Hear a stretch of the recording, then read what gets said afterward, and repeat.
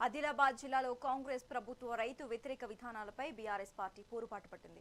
Rythu Bandhu పథకంపై CM Revanth Reddy చేసిన వ్యాఖ్యలను నిరసిస్తూ మాజీ మంత్రి జోగు రామన్న ఆధ్వర్యంలో అంకోలి గ్రామంలో భారీ సంతకాల సేకరణ చేపట్టారు. రైతు భరోసా, 500 రూపాయల బోనస్ వంటి హామీలను అమలు చేయడంలో ప్రభుత్వం విఫలమైందని జోగు రామన్న విమర్శించారు. రైతుల ఆత్మగౌరవాన్ని దెబ్బతీసినందుకు సీఎం తక్షణమే క్షమాపణ చెప్పాలని డిమాండ్ చేశారు. ఈ సంతకాల పత్రాలను గవర్నర్కు సమర్పించి రైతుల ఇబ్బందులను వివరిస్తామని జోగు రామన్న స్పష్టం చేశారు. కేసీఆర్ ఇచ్చిండు కదా, రేవంత్ రెడ్డి గెలిచిన తర్వాత బంద్ అయిపోయింది. ఇంకా ఖరాబ్ అంటారు. ఇప్పుడు ఏమంటారు రేవంత్ రెడ్డి, ఇది ఖరాబ్ పథకం అంట, ఇది మంచిది ఏదట, ఇది క్యాన్సిల్ చేస్తే వేరేది ఇస్తా అంటున్నాడు. అందుకు మనం కొట్లాడదాం.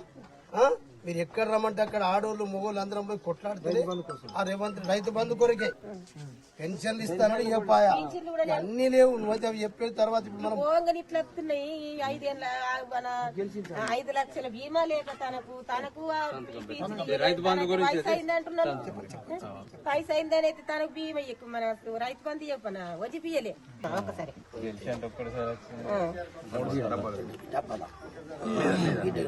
కాలు చేతులు గట్టి ఉంటే ఇంకా చేసుకొని బతుకుతుంది. రైతుల దగ్గరికి రైతుల ఐక్యత, రైతుల ఐక్యత, రైతు లేనిదే రాజ్యం లేదు, రైతు లేనిదే రాజ్యం లేదు. కాంగ్రెస్ ప్రభుత్వం వచ్చినాక మీ రైతుల పరిస్థితి ఎట్లున్నది చెప్పు.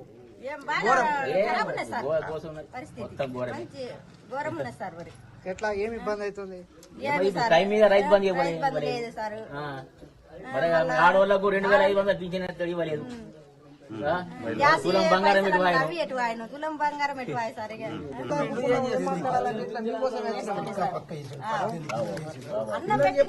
చెప్పమ్మా.